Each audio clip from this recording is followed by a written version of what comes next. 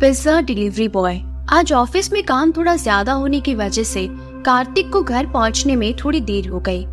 घर आते ही कार्तिक ने अपना बैग एक तरफ रखा, टाई ढीली की और सोफे पर आराम से बैठ गया। कुछ देर बाद उसे भूख लगने लगी तो उसने सोचा आज बाहर से कुछ मंगवा लेता हूँ। उसने गूगल पर पिज्जा हब डालकर एक नंबर निकाला और फोन मिलाया। हेलो, मुझे बिग साइज पिज्जा चाहिए, क्या आप ला सकते हैं? जी सर, हम आपके ऑर्डर को शीघ्र ही डिलीवर कर देंगे। कृपया करके आप अपना एड्रेस बताइए। जी लिखिए, 104 गीता मेंशन, बागुली रोड। जी सर, हम 15 मिनट के अंदर ही आपका पिज्जा ऑर्डर डिलीवर कर देंगे। इतना कहते ही पिज्जा डिलीवरी बॉय ने अपना फोन कट कर दिया। कार्तिक सोचने लगा, इतनी जल्दी डिलीवर हो जाएगा? चलो मुझे क्या, अगर जल्दी आएगा तो जल्दी खा लूंगा और जल्दी सो जाऊंगा। ठीक 10 मिनट बाद बेल बजती है और आवाज आती है, पिज्जा सर। कार्तिक सोचने लगा, इतना जल्दी? कार्तिक ने उठकर दरवाजा खोला, पिज्जा डिलीवरी बॉय को अंदर बुलाया। आपने ये बिग साइज पिज्जा ऑर्डर किया था ना सर? हाँ जी, मैंने ही किया था। इतना कहकर कार्तिक पैसे देने के लिए अपना हाथ आगे बढ़ाता है और पूछता है, कितने हुए? सर, इसके कोई पैसे नहीं है, ये फ्री ऑफ कॉस्ट है। अरे ऐसे कैसे? मैंने कह दिया ना, पिज्जा बॉय ने चिल्लाकर बोला। अरे इतना गुस्सा क्यों हो रहे हो? जैसे ही कार्तिक ने उस पिज्जा डिलीवरी बॉय को देखा, वो जमीन से 4 फीट की ऊंचाई पर था और अब उसका चेहरा पहले जैसा बिल्कुल भी नहीं था। आधा काला और आधा खून से सना हुआ चेहरा वो इतना ज्यादा भयानक दिख रहा था कि कार्तिक को अपनी आंखों पर भरोसा नहीं हो रहा था। वो बहुत ज्यादा डर गया और उसने डरते हुए पूछा, कौन हो तुम? पिज्जा बॉय हूं मैं। तुम यहाँ से चले जाओ। मैं तो चला जाऊंगा, पर तुम्हें भी मेरे साथ लेकर जाऊंगा। और इतना कहते ही एक ही पल में वो कार्तिक को लेकर वहां से गायब हो गया और उसके बाद कार्तिक लौटकर कभी नहीं आया। आखिर कार्तिक के साथ क्या हुआ किसी को पता नहीं चला। अचानक वो कहाँ गायब हो गया, वो जिंदा भी है या नहीं, किसी को कुछ नहीं पता था। आखिर उस पिज्जा बॉय ने उसके साथ क्या किया? कार्तिक किराए के घर पर रहता था। कुछ दिनों तक मकान मालकिन ने उसका काफी इंतजार किया, उसे फोन भी लगाया, उसके घर पर भी फोन किया, लेकिन वहाँ से भी कुछ पता नहीं चला। कुछ दिनों बाद कार्तिक के घर वाले आए और उसका सारा सामान लेकर वहाँ से चले गए और उसका कमरा खाली कर दिया। कार्तिक के घर वाले भी बहुत ज्यादा दुखी थे। वो नहीं जानते थे कि उनका बेटा कहाँ चला गया। बहुत ज्यादा ढूंढने के बाद भी कार्तिक का कुछ पता नहीं चला। इस घटना के 2 महीने बाद प्रिया की कॉलेज अब खत्म हो गई थी। प्रिया अभी कोई जॉब करना चाहती थी, इसीलिए प्रिया ने डिसाइड किया कि वो अब एक कमरा लेगी। गीता मेंशन पर टू लेट का एड देखकर उसने मकान मालकिन से संपर्क किया और कमरा बुक करवा लिया। मकान मालकिन बहुत अच्छी थी और एक लड़की को देखकर उन्होंने कहा, बेटा कोई भी जरूरत हो, कुछ भी खाने की तकलीफ हो, कोई भी काम हो तो तुम मुझे बता देना। ठीक है आंटी। प्रिया ने पास में ही एक IT कंपनी में जॉब करना शुरू कर दिया। फ्रेशर होने की वजह से काम का लोड बहुत ज्यादा था। शुरू में प्रिया जोश के साथ काम कर लेती थी। सारा काम कर लेती थी, लेकिन कुछ समय के बाद ऑफिस का काम, खाना बनाना, कपड़े धोना, ये सब करते करते वो थोड़ा थक जाती। इसीलिए कभी कभी वो सोचती कि अगर मैं खाना बाहर से मंगवा लूं तो शायद काम का लोड कम हो जाएगा। ये सोचकर प्रिया ने अपना फोन उठाया और सर्च किया कि उसके पास में अगर कोई पिज्जा हब हो तो। उसने एक नंबर पर कॉल किया, मुझे पिज्जा चाहिए, क्या आप मेरा ऑर्डर ला सकते हैं अभी? जी बिल्कुल, अपना एड्रेस दीजिए, हम 15 मिनट में आपका ऑर्डर डिलीवर कर देंगे ma'am. 104 Geeta mansion, Baguli road. Okay, हम अभी आपका ऑर्डर डिलीवर कर देते हैं। प्रिया चौंक गई, इतना जल्दी पिज्जा मेरे घर आ जाएगा? ठीक 10 मिनट बाद टिंग टोंग घंटी बजती है। कौन? Pizza delivery boy ma'am. इतना जल्दी? प्रिया ने दरवाजा खोला और उसे दरवाजे पर रुकने के लिए कहा। प्रिया अंदर जाकर पैसे लेने के लिए गई और बोली, भैया कितने हुए इसके?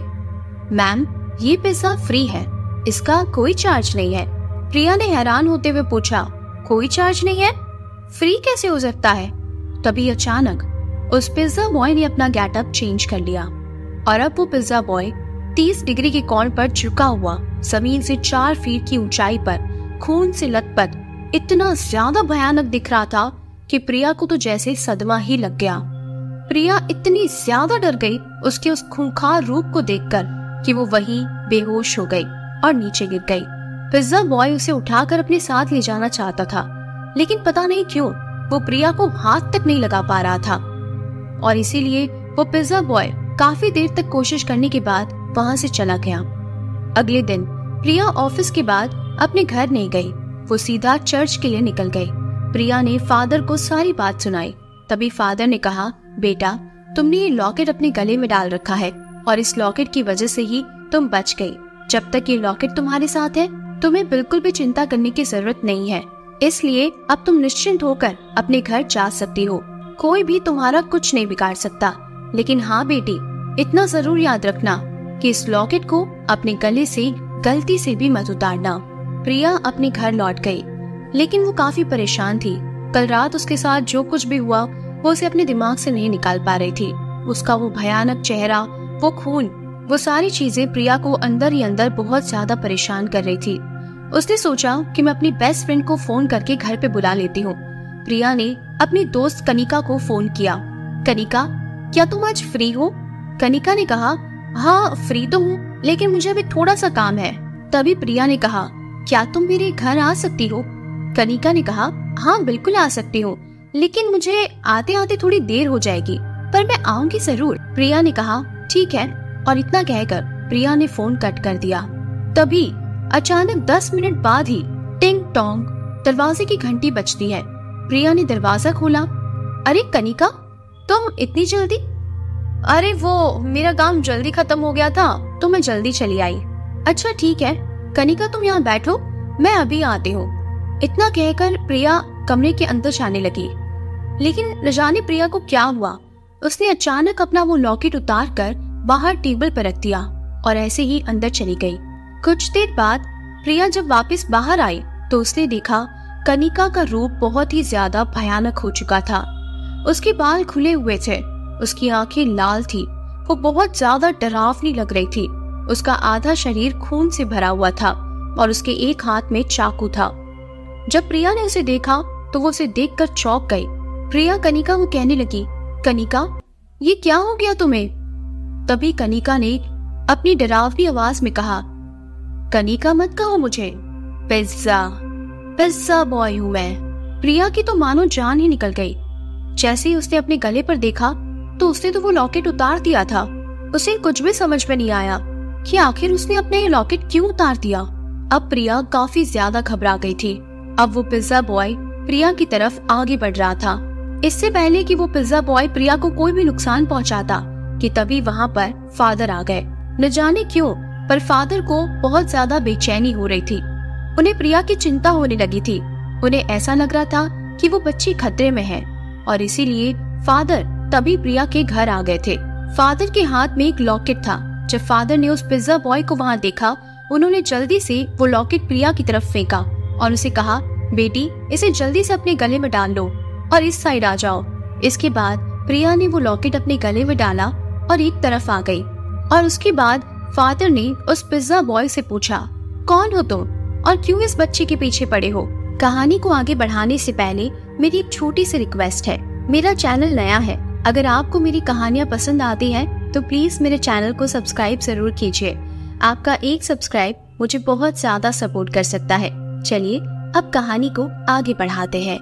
और उसके बाद फादर ने उस पिज्जा बॉय को कस कर पकड़ लिया और उससे पूछने लगे, क्यों तुम इन मासूमों की जान ले रहे हो? तभी वो पिज्जा बॉय चिल्लाते हुए बोला, मैं इस घर में रहने वाले हर एक इंसान को मार डालूंगा।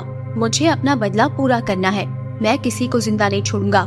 फादर मुझे छोड़ दो वरना मैं तुम्हें भी जान से मार डालूंगा। तभी फादर ने कहा, मैं तुम्हें नहीं छोड़ूंगा, पहले बताओ आखिर क्या हुआ है तुम्हारे साथ? उसके बाद उस पिज्जा बॉय ने अपनी कहानी बताना शुरू किया। आज से 2 साल पहले की बात है। रात बहुत हो चुकी थी। मैं अपने घर जाने ही वाला था कि तभी मैनेजर के पास इसी एड्रेस से एक कॉल आया और 5 बड़े साइज के पिज्जा ऑर्डर किए गए। मैनेजर ने कहा, देखो ये आज का लास्ट ऑर्डर है, इसे डिलीवर कर दो, उसके बाद तुम आराम से घर चले जाना। लेकिन मुझे क्या पता था कि वो ऑर्डर मेरी जिंदगी का लास्ट ऑर्डर होगा। मैं ठीक आधे घंटे बाद वहाँ पर पिज्जा लेकर पहुँच गया। मैं उन्हें पिज्जा दे ही रहा था कि तभी वो पांचों लोग मुझ पर जोरदार चिल्लाए और मुझे कहने लगे, इतना लेट क्यों हो गए तुम? मैंने उनसे कहा, साहब रात बहुत हो गई थी, इसीलिए सारे वर्कर्स घर चले गए थे और इसलिए थोड़ी सी देर हो गई, लेकिन मैं आधे घंटे के अंदर अंदर आपका ऑर्डर ले आया हूँ। वो पांचों के पांचों बहुत बुरे इंसान थे। उन्होंने मेरी एक बात नहीं सुनी। जब मैंने उनसे पैसे मांगे तो उन्होंने मुझे पैसे देने से भी मना कर दिया और उन्होंने कहा कि तुम लेट आए हो, इसलिए हम तुम्हें 1 रुपया भी नहीं देंगे। मैं काफी देर वहाँ खड़ा रहा। मैंने उनसे कहा, साहब आप मुझे मेरे पैसे दे दीजिए, मैं यहाँ से चला जाऊंगा। मेरी इतनी ज्यादा रिक्वेस्ट करने के बावजूद उन लोगों ने मेरी एक बात नहीं सुनी और वो लोग बस मुझ पर चिल्लाते रहे और उन्होंने कहा कि हम तुम्हें 1 पैसा नहीं देंगे। जब मैंने उनसे फिर से पैसे मांगे तो वो पांचों मुझे घसीटते हुए घर के अंदर लेकर गए और वहीं खिड़की पर से उन्होंने मुझे धक्का दे दिया। नीचे गिरते ही एक ही पल में मेरी मौत हो गई। आखिर क्या कसूर था मेरा? क्या किया था मैंने? क्यों मुझे मार दिया गया? मैंने उन पांचों लोगों का क्या बिगाड़ा था? मैं भी तो मासूम था, मेरी तो कोई गलती भी नहीं थी, फिर क्यों उन लोगों ने मुझे मार दिया? और उसके बाद मेरी आत्मा को मुक्ति नहीं मिली। कुछ ही दिनों बाद मैंने उन पांचों लोगों को भी मार डाला और तब से इस घर में जो भी रहने के लिए आता है मैं उसे यहाँ से गायब करके एक सुनसान जंगल में ले जाकर मार डालता हूँ। पिज्जा को डिलीवर करने में 30 मिनट का समय लगता है, लेकिन मैं 15 मिनट में ही यहाँ पर पहुँच जाता हूँ और इस एड्रेस पर से ऑर्डर करने वाले हर इंसान को जान से मार डालता हूँ। फादर ने जब ये घटना सुनी तो उन्हें बहुत दुख हुआ। उन्होंने कहा, देखो तुम्हारे साथ जो कुछ भी हुआ उसका मुझे बहुत दुख है, लेकिन इन मासूम लोगों को नुकसान पहुंचाना भी तो गलत है। आखिर इन लोगों ने तुम्हारा क्या बिगाड़ा है? मैं मानता हूँ कि वो पांचों लोग बहुत ही बुरे इंसान थे और उन्होंने जो किया वो बहुत गलत था। उन्हें ऐसा नहीं करना चाहिए था। तुम्हारी कोई गलती नहीं थी, लेकिन फिर भी तुम्हें मौत के घाट उतार दिया गया।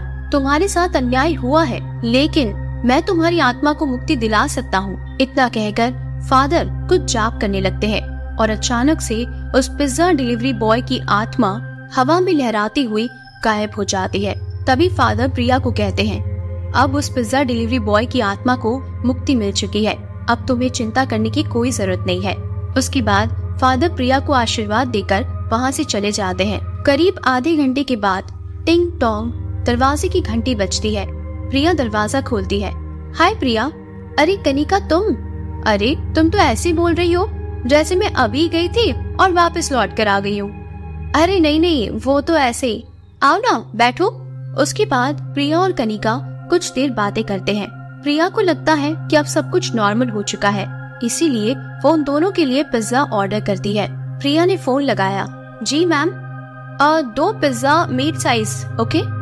ओके मैम, आप अपना एड्रेस लिखवा दीजिए, आधे घंटे में पिज्जा डिलीवर हो जाएगा। प्रिया अपना एड्रेस लिखवा देती है और फोन कट हो जाता है। जब प्रिया को ये लगा कि अब सब कुछ नॉर्मल हो चुका है तो उसने वो लॉकेट उतार कर टेबल पर रख दिया। ठीक 5 मिनट बाद टिंग टोंग प्रिया दरवाजा खोलती है और सामने वही पिज्जा डिलीवरी बॉय एक भयानक और खूंखार रूप में खून से लथपथ दिखाई देता है, जिसे देखकर प्रिया और कनिका बहुत ज्यादा डर जाती है। और फिर अगले ही पल वो पिज्जा डिलीवरी बॉय की आत्मा प्रिया और कनिका को लेकर वहाँ से गायब हो जाती है। फादर को लगा था कि उन्होंने उस पिज्जा डिलीवरी बॉय की आत्मा को मुक्ति दिलवा दी है, पर ऐसा नहीं हुआ था और उसके बाद प्रिया और कनिका दोबारा कभी लौटकर नहीं आई। तो कैसी लगी आपको ये कहानी? मुझे कमेंट करके जरूर बताइएगा। अगर आपको कहानी पसंद आई है तो मेरे चैनल को जरूर सब्सक्राइब कीजिएगा। चलिए अब सुनते हैं हमारी अगली कहानी। ये कहानी है नैना और उसकी बहन गरिमा की। दोनों एक दिन कहीं बाहर घूमने गई थी। वहाँ पर कुछ ऐसा हुआ कि दोनों में से एक बहन गुम हो गई। फिर दूसरी बहन मेरे पास आई। फिर मैंने किस तरह उसकी बहन को खोजा वो हम इस कहानी में सुनेंगे। चलिए तो कहानी को सुनते हैं। हेलो, मेरा नाम सैम है और मेरी टीम मेंबर और मेरी दोस्त तानिया, जो मेरी कैमरा वुमन भी है, मेरे पास एक लड़की का कॉल आया। उसने अपना नाम नैना बताया। उसने अपनी बहन गरिमा के गुम हो जाने की खबर हमें दी। चलिए अब हम उनसे लाइव आपको मिलवाते हैं। सैम ने कहा, हेलो नैना, मैं सैम बोल रहा हूँ। क्या तुम मुझे अपने बारे में विस्तार से बता सकती हो ताकि हम तुम्हारी मदद करने में ज्यादा कंफर्टेबल हो सके? नैना ने कहा, मैं और गरिमा हम दोनों सगी बहनें हैं। हम दोनों गोयंका हॉस्पिटल में नर्स का काम करती हैं। हम दोनों बहनें अपने घर से दूर रहती हैं। हम हर शनिवार शाम को दोनों ही बहनें कहीं बाहर घूमने जाती हैं। इस शनिवार को हमने कहीं लॉन्ग हाइकिंग का प्लान बनाया था। दोनों को जरूरी सामान लेकर हम अपने घर से निकल पड़े थे। सैम ने कहा, नैना, क्या तुम ये बता सकती हो कि तुम अपने साथ क्या लेकर गई थी और आप दोनों ने क्या पहना था उस दिन? नैना ने कहा, हमने कुछ स्नैक्स, बिस्किट और कोल्ड ड्रिंक्स का सामान लिया था और हम दोनों ही फॉर्मल सूट में ही थे। हम दोनों अपनी कार से ही वहां गए थे। फिर सैम ने पूछा, क्या तुम मुझे वास्तविक लोकेशन भेज सकती हो जहां पर तुम्हारी बहन तुमसे अलग हुई थी? नैना ने कहा, मैं आपको वो लोकेशन मेल के जरिए भेज देती हूँ। सैम ने कहा, क्या तुम मुझे विस्तार से बता सकती हो कि आखिर वहां पर हुआ क्या था? नैना ने कहा, जिस लोकेशन का मैंने आपको मेल किया है ठीक वहीं पर एक छोटी सी घाटी है। वहां पर हमारी गाड़ी बंद हो गई थी और हमारी गाड़ी की हेडलाइट्स भी बंद हो गई थी। शायद हमारी कार की बैटरी डिस्चार्ज हो गई थी। कार मैं ड्राइव कर रही थी तो गरिमा ने नीचे उतरकर देखा कि आखिर गाड़ी को क्या हुआ है। गरिमा गाड़ी के सामने गई और उसने कार के इंजन को देखने के लिए कवर को फ्लिप किया। आगे क्या हो रहा था ये मुझे ठीक से दिखाई नहीं दे रहा था। मैं अंदर बैठी हुई गरिमा का इंतजार कर रही थी, लेकिन बहुत देर तक उसकी तरफ से कोई रिप्लाई नहीं आया। तो मैं भी उतरकर बाहर गई, लेकिन मुझे वहाँ गरिमा नहीं मिली। मैंने उसे बहुत आवाज लगाई, लेकिन वहाँ पर कोई भी नहीं था। बहुत देर तक हेल्प के लिए किसी को बुलाने और इंतजार करने के बाद मुझे वहाँ से निकलना पड़ा। प्लीज आप मेरी बहन गरिमा को ढूंढ दीजिए। इतना कहकर नैना फूट फूट कर रोने लगी। सैम ने कहा, नैना प्लीज तुम रो मत, अच्छे से हमारे सवालों के जवाब दो ताकि हम तुम्हारी बहन गरिमा को ढूंढने में तुम्हारी मदद कर सके। अच्छा, तुम मुझे निश्चित समय बताओ कि आखिर ये घटना किस वक्त हुई थी? नैना ने कहा, रात को ठीक 11 बजे। सैम ने फिर पूछा, नैना क्या तुम्हें किसी पर शक है या तुम्हारा कोई पीछा कर रहा था, या हो सकता है कि गरिमा तुम्हारे साथ प्रैंक कर रही हो? नैना ने कहा, वहाँ पर तो पूरी तरह से सुनसान था। हमारे पास दूर दूर तक कोई भी नहीं था। और रही बात प्रैंक की, तो ऐसा मजाक गरिमा कभी नहीं कर सकती। फिर सैम ने कहा, देखो हम कल तुम्हारी बहन के लिए इंक्वायरी करेंगे और कल हम वापस इसके बारे में तुम्हें जानकारी देंगे, जो भी हमें पता चलेगा। अगले दिन रात 9 बजे। अगले दिन की रात को मैं और तानिया दोनों ठीक उसी जगह पर पहुंच गए जहां पर गरिमा गुम हुई थी। मैंने और तानिया ने ठीक तरह से सभी जगहों पर कैमरे लगा दिए थे। काफी देर तक यहाँ वहाँ ढूंढने के बाद भी हमें कोई सुराग नहीं मिला। हम दोनों काफी थक चुके थे। तानिया वापस लौटने के लिए कहने लगी, लेकिन मैंने उसे 11 बजे तक इंतजार करने के लिए कहा। हम दोनों को नींद भी आने लगी थी, लेकिन मैं बस वहीं पर खड़ा रहा और तानिया कार के सहारे खड़ी होकर सोने लग गई। 11 बज गए थे। हम दोनों ने कुछ समय बाद वहां से जाने का निश्चय किया। तभी अचानक मेरे सामने वाले कैमरे में मुझे कुछ हलचल दिखाई दी। मैंने जल्दी से तानिया को बुलाया, ध्यान से देखो, यहाँ पर कोई है। हम दोनों पूरे ध्यान से कैमरे पर नजर रखने लगे। हमें धीरे धीरे कुछ हमारे नजदीक आने की आवाज आ रही थी।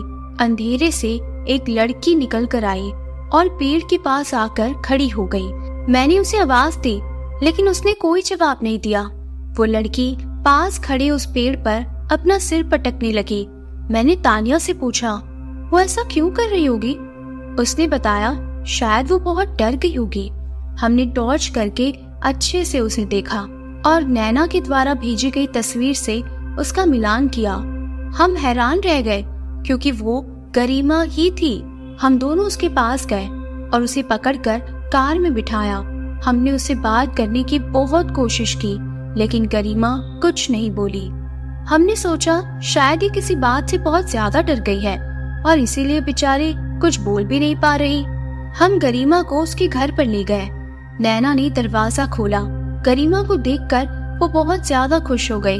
वो गरिमा को अंदर लेकर गई, उसको पीने के लिए पानी दिया और उससे पूछा कि आखिर उसके साथ क्या हुआ था, लेकिन गरिमा कुछ नहीं बोली।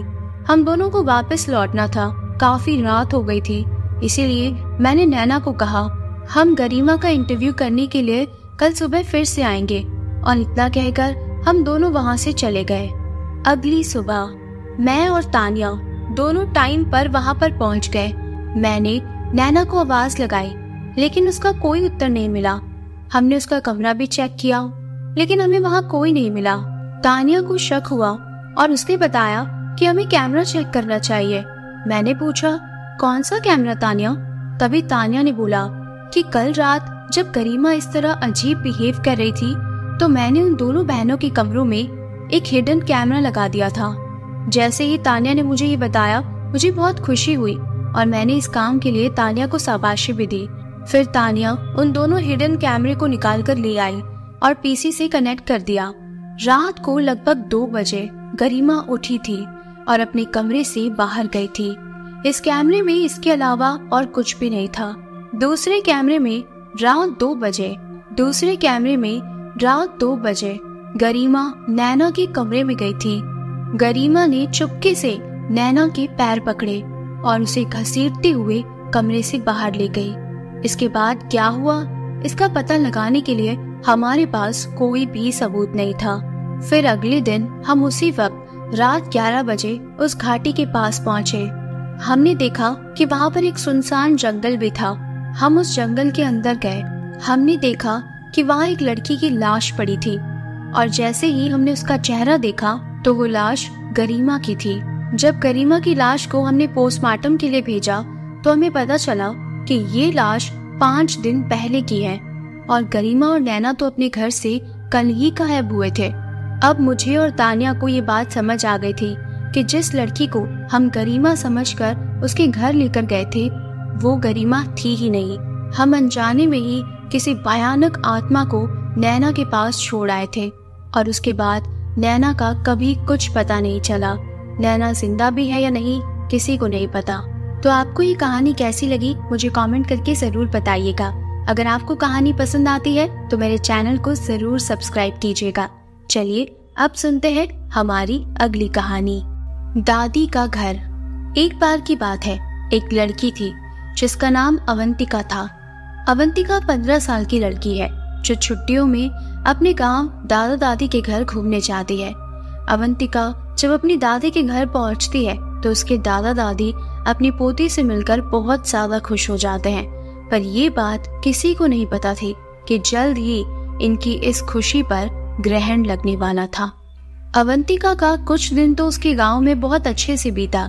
फिर एक दिन अवंतिका अपनी सहेलियों के साथ गांव के बगीचे में खेल रही थी। अवंतिका खेलते खेलते आम के पेड़ को देखती है। उसके बाद वो अपनी सहेलियों से कहती है, चलो ना हम आम तोड़ते हैं। अवंतिका ठेले से आम को तोड़ने की कोशिश करती है और उसका ठेला आम पर लग भी जाता है, जिससे आम नीचे गिर जाता है। पर आम गिरते ही थोड़ी दूर मिट्टी में दबी एक पोटली के पास चला जाता है। अवंतिका जब आम लेने वहां पहुंचती है तो उसे पोटली का थोड़ा सा हिस्सा बाहर दिखाई दे रहा होता है। वो सोचने लगती है आखिर ये क्या है। ये सोचकर वो उस पोटली को बाहर निकाल लेती है। उस पोटली को जब वो खोलकर देखती है तो उसे उसमें कंगन मिलते हैं जो बहुत पुराने दिख रहे होते हैं। अवंतिका को तो पता भी नहीं था कि ये कंगन उसकी जिंदगी का सबसे भयानक हिस्सा बनने वाला है। वो कंगन उसे अपनी ओर आकर्षित कर लेते हैं, जिसकी वजह से वो उस कंगन को अपने घर लेकर चली आती है। घर आकर वो ये सारी बातें अपनी दादी को बताती है और वो कंगन भी दिखाती है। फिर दादी ने जो कहा उसे सुनकर अवंतिका डर के मारे कांपने लगती है। उसकी दादी कहती है कि ये पोटली कोई आम पोटली नहीं है, वो एक चुड़ैल की पोटली है। तुमने ये कंगन उस पोटली से निकालकर उस चुड़ैल को गुस्सा दिला दिया है। अब वो तुम्हारे पास जरूर आएगी बेटा। अवंतिका डरते हुए अपनी दादी से कहती है, मैं समझी नहीं दादी, वो क्यों आएगी और कैसे आएगी? दादी ने कहा, ऐसे ही पोटली में भटकती हुई आत्माओं को कैद करके जमीन में गाड़ा जाता है और तुमने उस पोटली को जमीन से बाहर निकाल लिया है और उसका कंगन भी तुम यहाँ लेकर आ गई हो। तुम इस मनहूस कंगन के साथ उस चुड़ैल को भी अपने पीछे ले आई हो। वो भटकती हुई गुस्सैल आत्मा है जो हमेशा अपना बदला लेती है। वो चुड़ैल भी हमसे अपना बदला लेने जरूर आएगी। अवंतिका अपनी दादी की ये सारी बातें सुनकर बहुत ज्यादा डर जाती है। उसे यकीन नहीं होता कि ये सब कुछ सच है। वो डरते हुए जाकर अपने कमरे में सो जाती है। उसी रात करीब 1 बजे उसके कमरे की लाइट अचानक जलने बुझने लगती है। अवंतिका की नींद खुलती है। वो देखती है कि कमरे में लाइट ही नहीं है। वो अपने बिस्तर के बगल पर रखे टेबल पर पानी पीने के लिए मुड़ती है और तभी वो देखती है कि टेबल के पीछे कोने में कोई औरत बैठी है जिसकी आंखें एकदम लाल है और वो एकटक बस अवंतिका को देखती जा रही है। अब अवंतिका बहुत ज्यादा डर जाती है क्योंकि वो औरत दिखने में बहुत ज्यादा भयानक थी। अवंतिका चिल्लाते हुए अपनी दादी के पास जाती है पर उसे अपनी दादी के कमरे में दादी नजर ही नहीं आती। अब वो बरामदे में जाती है तो उसे उसकी दादी जमीन पर गिरी हुई मिलती है। अवंतिका अपने दादा को ढूंढने लगती है पर उसके दादा भी उसे कहीं नजर नहीं आते। जब वो पूरे घर में अंधेरे में खुद को अकेला पाती है तो डर के मारे अवंतिका वहीं बेहोश हो जाती है। सुबह जब उसकी आंख खुलती है तो उसे अपने दादा दादी दिखते हैं।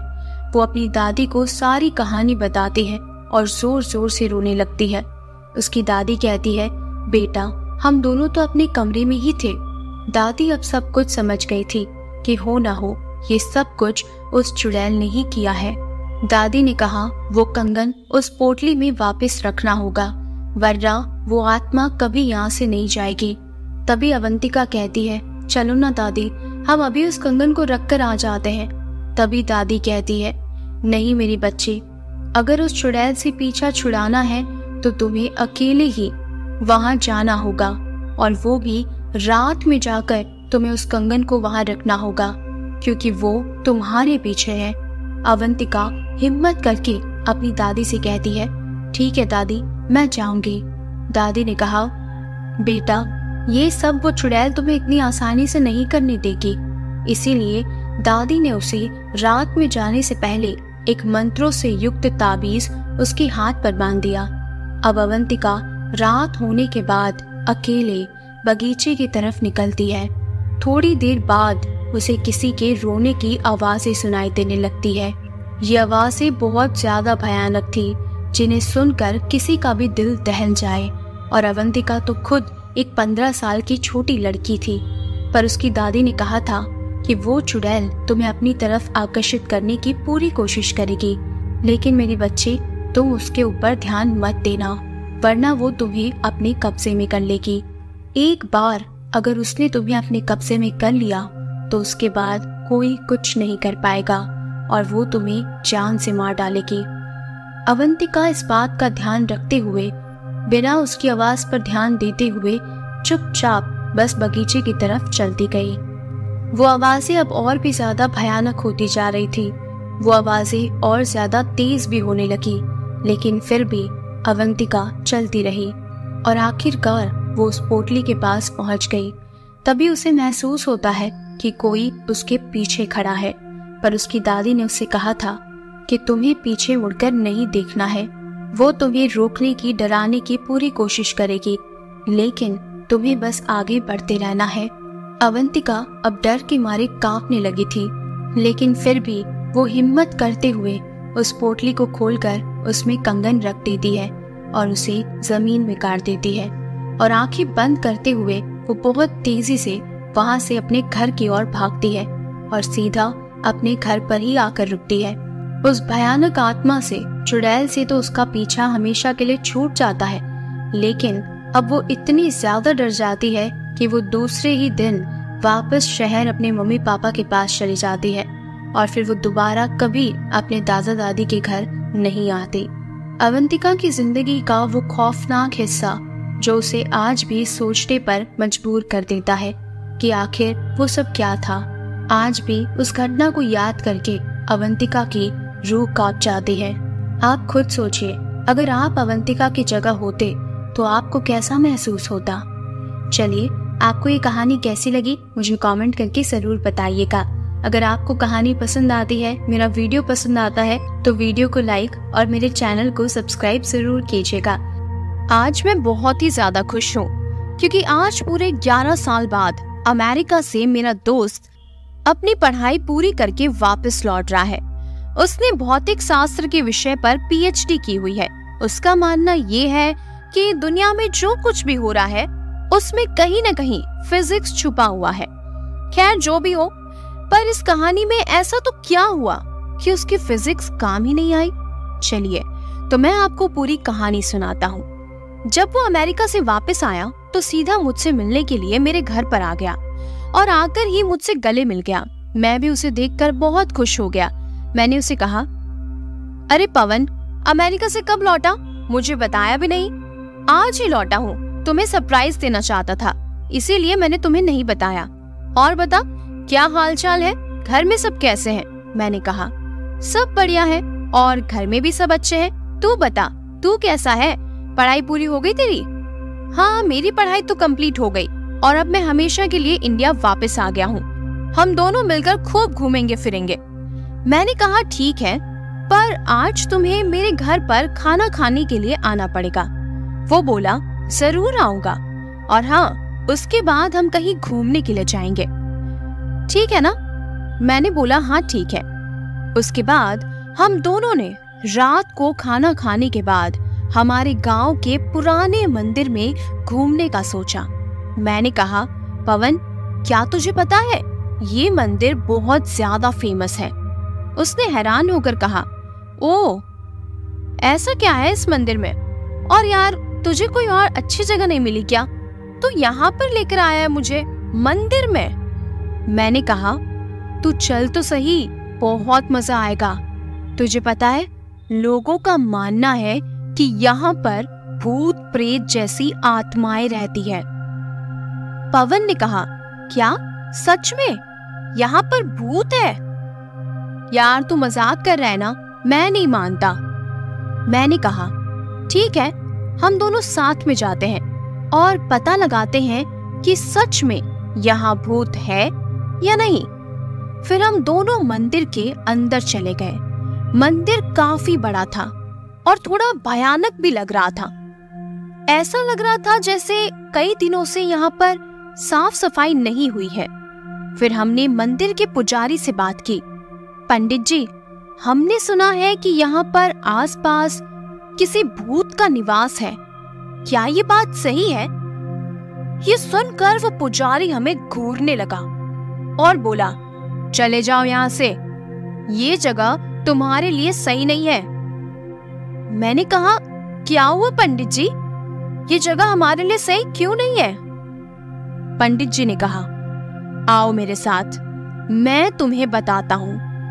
इतना कहकर वो हमें एक कमरे में ले गए और हम जैसे ही अंदर गए तो उस पुजारी ने बाहर से उस कमरे को लॉक कर दिया। ये देखकर मैं और मेरा दोस्त पवन घबरा गए। जब वहां पर हमने अंदर जाकर देखा तो हमारे तो होश ही उड़ गए। वहां उस रूम के अंदर कई सारे कंकड़ और हार्ड पिंजर पड़े थे और बहुत ज्यादा दुर्गंध आ रही थी। उतने में ही पीछे से दो बड़े और भयानक दिखने वाले आदमी हमारे पास आए। उन्हें देखकर ऐसा लग रहा था कि वो कोई साधारण इंसान नहीं है, बल्कि मांस और खून पीने वाले नरभक्षी है। ये सब देखकर हम बहुत ज्यादा डर गए। हमने तो मान ही लिया था कि आज हम किसी भी कीमत पर जिंदा नहीं बचने वाले। फिर उन दोनों ने हमें कस के पकड़ लिया और हमें एक कोने में ले गए। फिर हम दोनों बहुत जोर जोर से चिल्लाने लगे। हमें कुछ समझ नहीं आ रहा था, हम बस चिल्लाए जा रहे थे, बचाओ, कोई तो हमें बचाओ, कोई हमारी आवाज सुन लो। लेकिन कोई भी हमें बचाने के लिए नहीं आया। लेकिन कोई भी हमें बचाने के लिए नहीं आया। इतने में ही वो पंडित एक बड़ी सी तलवार लेकर हमारे कमरे में आ गए। फिर उन तीनों ने रूम में आग लगाकर मंत्रोच्चारण करना शुरू कर दिया। हमें ये सब देखकर बहुत ज्यादा डर लग रहा था। हम और ज्यादा जोर जोर से चिल्लाने लगे। ठीक उसी समय किसी ने हमारे रूम का दरवाजा खटखटाया। दरवाजे की खड़खड़ाहट सुनकर उन तीनों ने रूम की आग बुझा दी और दूसरे कमरे में चले गए। हमने तुरंत ही उठकर उस रूम का दरवाजा खोल दिया।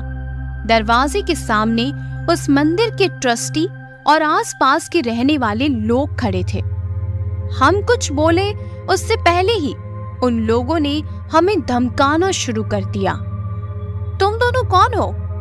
यहाँ मंदिर में चोरी करने आए हो? सच बताओ, वरना हम पुलिस को बुलाएंगे। हमने सब कुछ सच सच बता दिया, लेकिन उन लोगों ने हमारी बातों पर भरोसा ही नहीं किया, बल्कि हमें डांटने लगे। तुम दोनों क्या बकवास कर रहे हो? नशा करके आए हो क्या? ये मंदिर कई सालों पहले ही खंडर हो चुका है और यहाँ कोई पुजारी नहीं रहते।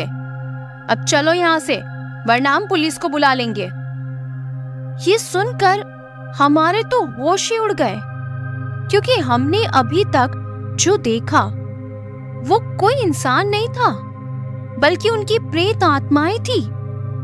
हम तुरंत ही मंदिर से बाहर निकल गए। बाहर निकलते समय मैंने मंदिर की खिड़की से अंदर देखा तो वो तीनों वहीं पर मौजूद थे और हमें देखकर हंस रहे थे। मैं और मेरा दोस्त पवन तुरंत बाइक लेकर घर पहुंच गए। आज भी जब मैं उस वाकया के बारे में सोचता हूँ तो मेरा दिल डर के मारे कांपने लगता है। अगर आप अपने दोस्त के साथ इस तरह किसी मंदिर में जाते और किसी पुजारी से बात करते और फिर आपको ये पता चलता कि आप किसी प्रेत आत्मा से बात करके आए हैं, तो आपको कैसा लगता? अगर ये सारी घटना आपके साथ होती तो आपको कैसा महसूस होता? और आपको ये कहानी कैसी लगी मुझे कमेंट करके जरूर बताइएगा। वैसे मेरा चैनल नया है, मुझे आपके सपोर्ट की बहुत ज्यादा जरूरत है। अगर आपको मेरा वीडियो पसंद आता है तो प्लीज मेरे वीडियो को लाइक करें, शेयर करें और चैनल को सब्सक्राइब जरूर करें। मेरे चैनल पर आपको इस तरह की बहुत सारी भूतिया, डरावनी और रहस्यमयी कहानियाँ सुनने को मिलेगी।